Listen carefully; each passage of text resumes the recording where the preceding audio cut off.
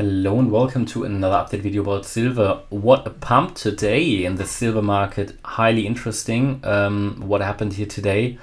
We've seen a massive increase. I mean, we talked only, was it yesterday, about the silver market, silver price, and that yes, the low could be in now as we touched the latest reversal area. But I wasn't convinced in the last video, and I'm still not entirely convinced that the low is in here. We need to keep an open mind at the moment in the current situation. So there's a few things I just want to emphasize. We're not taking a look at the higher level chart today. I did it in the last video. Feel free to check out the last video about that. Now, as I said, I think we are coming down in a WXYXZ pattern. The wave Z could certainly have been completed here. It's still possible, yeah, that we are only just now in the process of completing it, but that the fact that this swing high was broken actually puts a bullish scenario more into focus.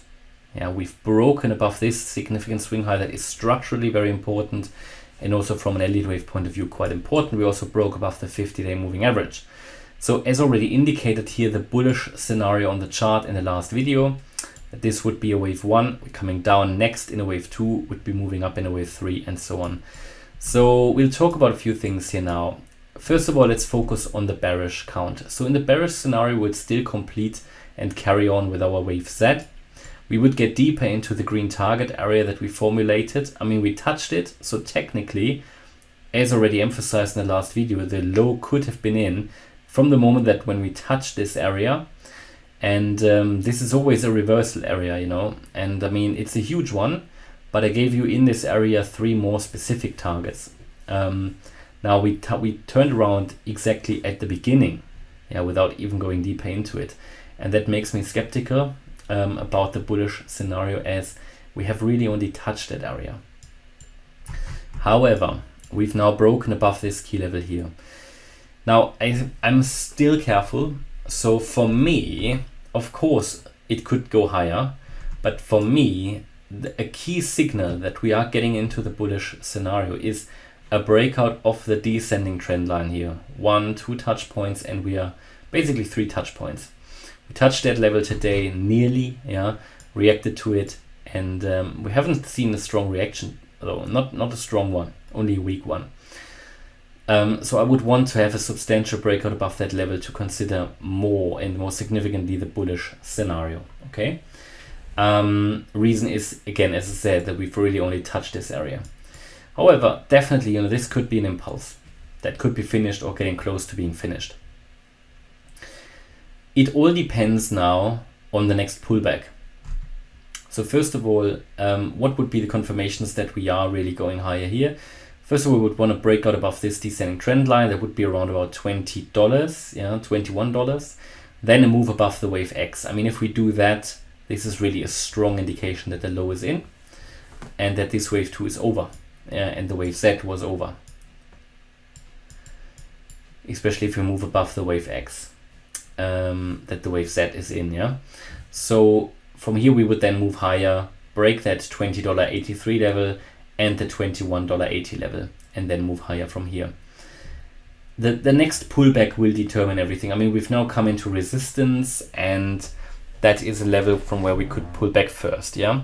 So what is so important is that the move to the downside here, it could be impulsive. The next move down could be impulsive. If it's an impulsive move, yeah, then it will indicate that we are going to go down lower. If we, however, come down in a corrective move, and if we hold one key level, then this indicates that the low was already in. So again, I would personally never buy into the pump, especially not if it has moved already 13%, 14% silver, yeah, in just a few days. So I would always wait for the reversal, and then that reversal will tell us a lot about the next upcoming moves. Because if it is a corrective move down, it indicates strongly that this is just a wave 2 correction, and it should hold above the $18 level. If it holds above $18, this is, for me, an indication that we are going to go higher strongly in a wave 3. And then we're talking about the $22 level roughly as a target, okay? If we go below the 78.6% fib level of $18, it will indicate that we are going to go lower. It will then be just very unreliable that this is still a wave 2. This is all based on fibs. So yeah, if the move is impulsive down, it will indicate we go lower. If it's corrective, that means in 3 waves, and if it's holding the 78.6% fib level, this is the indication that this is a wave 2, that the low is in, and we're going to pump higher in a wave 3. This is how I would frame it, and I'll keep you updated definitely. So we need to be aware that this pump could also be related a little bit to the maybe some kind of pricing in of the CPI data, which is going to be released in less than 24 hours. So that is certainly something, it will be an interesting day, you know, a lot of volatility. And yes, the low could be in, but we at a key decision point, and the next move will tell us a lot about the next move after that. And that is at the moment why it's worth waiting for me. For me, this move is quite strong, but not strong enough to dismiss the bearish scenario.